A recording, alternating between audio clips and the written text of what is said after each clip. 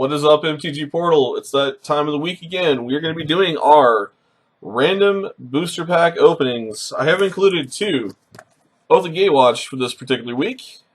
Just because maybe we'll get lucky and we'll pull some money cards. We will see what kind of sauce we have waiting in these boosters.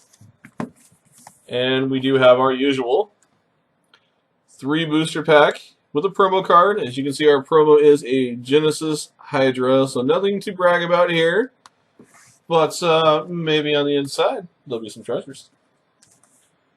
So let's get started. Let's see what we crack open. Hopefully you guys are all having a wonderful week. This is my Sunday, so my work week begins anew tomorrow. Can't say that I'm overly excited about that, but I do love what I do. Alright, so we have a Journey into Nyx, a Fate Reforged, that is pretty cool, and a Dragon's Maze.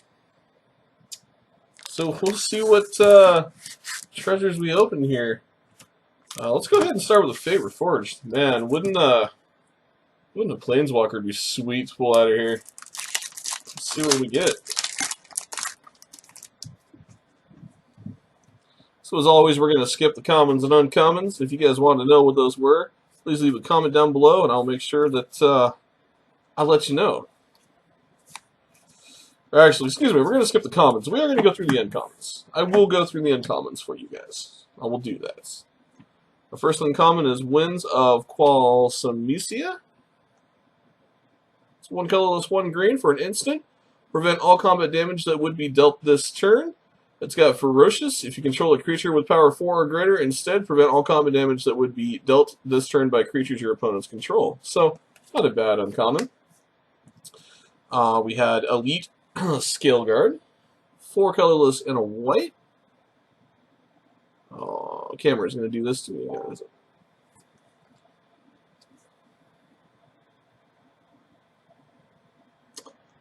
There we go.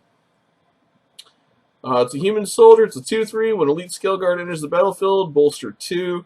Whenever a creature you control with a 1/1 counter on it attacks, tap target creature defending player controls. So, I would never play him, but you never know what might happen in a cube or a draft or anything like that. Our next and last uncommon is Break Through the Line. It is 1 colorless, 1 red for an enchantment. Can pay a red to target creature with power 2 or less, gains haste till end of turn, and can't be blocked this turn. So, not too horribly bad. And our rare of the pack was Dromakar the Eternal. So it was a 5/5 dragon for 3 colorless, a green, and a white. There we go.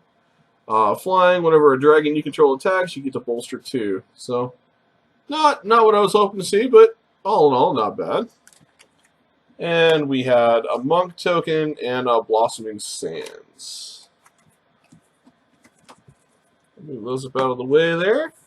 I hope you guys enjoyed this series of our weekly to bi-weekly booster packs. Try to make sure I do one once a week. Sometimes it is going to be every 2 weeks. If we do it every 2 weeks, I try to do at least 2 videos to make up for the week we didn't put one out. Next up here, we're going to go ahead and open Dragon's Maze. Skipping right to the uncommons. Alright. So our first uncommon is Restore the Peace. 1 colorless, 1 white, 1 blue for an instant. Return each creature that dealt damage this turn to its owner's hand. Oh, not a bad card. I particularly like that guy. Our next up is a Maw of Obizat. 3 colorless, a white, and a black. It's a Thrall 3/3. You get to sacrifice a creature, and creatures you control get +1/+1 until end of turn. So it does become a sack outlet. And our last uncommon is a beautiful uncommon.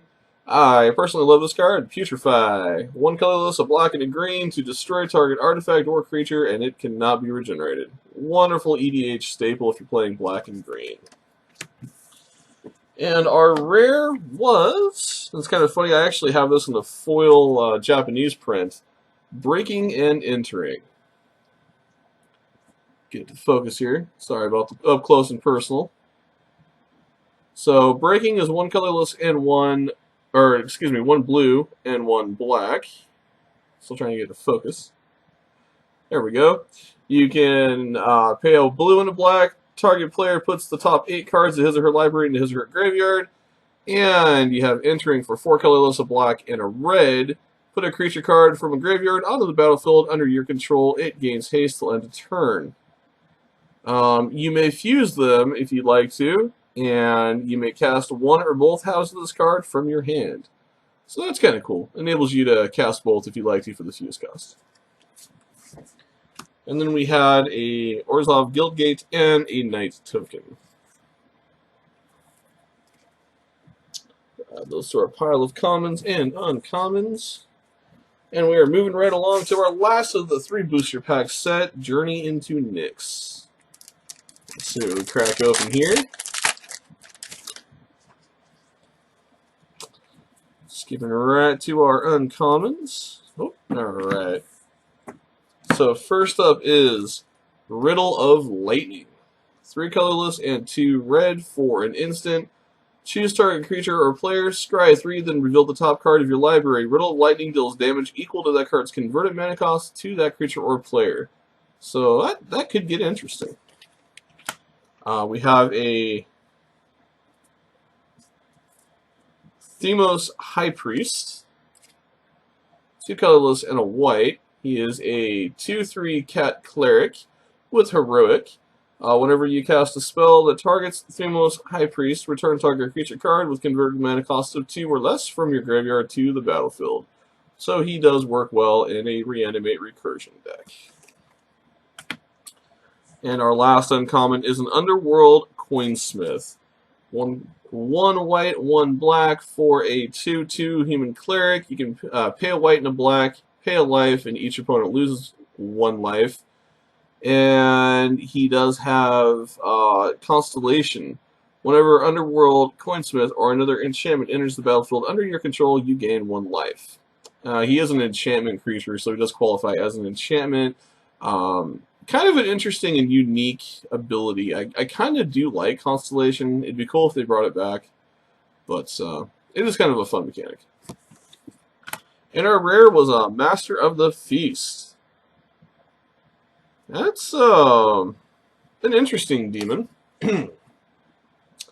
He is a 1 colorless, 2 black casting cost. Sorry, I'm trying to get it to focus here. Focus. For a 5/5 enchantment creature demon with flying, at the beginning of your upkeep, each opponent draws a card. So you get a 5/5 for 3. The downside of it is your opponents are going to draw a card every turn. But still, depending on how he's played, could be beneficial. We did have a foil in here. It is a Satire Hoplite. For those of you on mtg-portal by now should know that I have an affinity for foilies.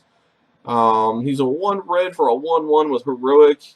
Kind of just a cool looking card. Nothing fancy out of him, but still cool nonetheless. We'll add him over here with our Genesis Hydra. And then we had a trash card and a plains.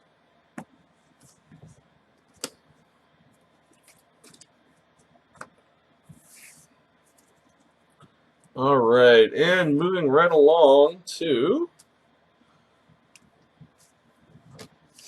our Oath of the Gatewatch. Alright. Packs are always kind of that cardboard is kind of a pain in the butt to crack sometimes. Just go right down the back side here in case we get lucky enough to get an expedition in here. Doesn't that make all of our days? Alright, so skipping right along to the uncommons. I will make note that we have a waste. It's always nice. The first uncommon is a Relief Captain. He's a 2 colorless and 2 white for a Core 9 ally. It's a 3/2. Whenever Relief Captain enters the battlefield, support 3. Next uncommon is the Tears of Valakut. One of my personal favorites. I do like the tears. I love it when my opponents shed a few tears. 1 colorless and a red for an instant. Tears of Valakut cannot be countered by spells or abilities, and it does deal 3 damage to target creature with flying. Not a bad card. Moving right along, we had a Weapons Trainer as our final uncommon. He is 1 red and 1 white for a 3/2 human soldier ally, and other creatures you control get +1/+0 as long as you control an equipment. Our rare of this particular pack was an Eldrazi Obligator. He is 2 colorless and a red for a 3/1 with Devoid. When you cast Eldrazi Obligator, you may pay 1 colorless and a Dustland. If you do, gain control of target creature until end of turn. Untap that creature and he gains haste till end of turn. Plus, he has haste. That's a mouthful to say the same ability twice. But not a bad card altogether. He would probably definitely see some EDH play. He could definitely be an interesting card to play against. And we had an island and an Eldrazi Scion token. And our final pack of the day. You all know our little ritual. Beat it around a little bit. Cast the voodoo. You know, hope for that expedition land. Or a foil planeswalker. I do already have a foil Nissa, so it'd be really cool to see a foil Chandra to add to that set. And let's, that one didn't want to open. Let's see what we get here. Give me that $300 foil waste. Go. Alright, so let's get to our uncommons here. First up is a Strider Harness. 3 colorless for a artifact equipment. Equip creature gets +1/+1 and has haste, and equip it for 1. We had a Warping Whale, 1 colorless and a Dustland. It's an instant. Choose 1, exile target creature with power or toughness 1 or less. Excuse me. Counter target sorcery spell. Or put a 1/1 colorless Eldrazi Scion creature token onto the battlefield, and it has sacrifice this creature and add a Dustland to your mana pool. I don't know what to say about him. It's interesting. I like the fact it allows you to counter, but it's a sorcery spell, so if it was counter any spell, that would be cool. But yeah. And then we had Jiragia's Auxiliary. I believe is how I'm saying that correctly there. Could be wrong. 1 colorless, a green, and a white for a 2/3 elf ally with support 2 for 4 colorless, a green, and a white. It's a little ridiculous for the support cost, but yeah. Last uncommon. And our rare was a Wandering Firmoil.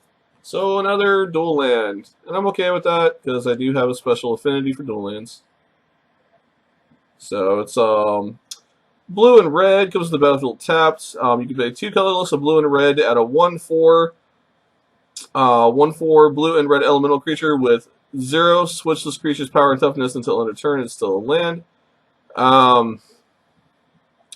So basically, you can make it a wall and then pay 0 and create it into a 4/1 that can smack your opponents in the face. So, not bad. Kind of an interesting card. And then we have a Swamp and Plant token.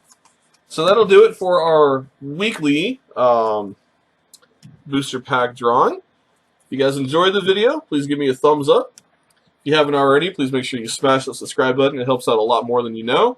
And again, if you guys like me and you like our videos here at mtg-portal, go ahead and hit that like button down below. If not, leave a comment down below on what we can do better. And until then, we'll talk to you guys next time.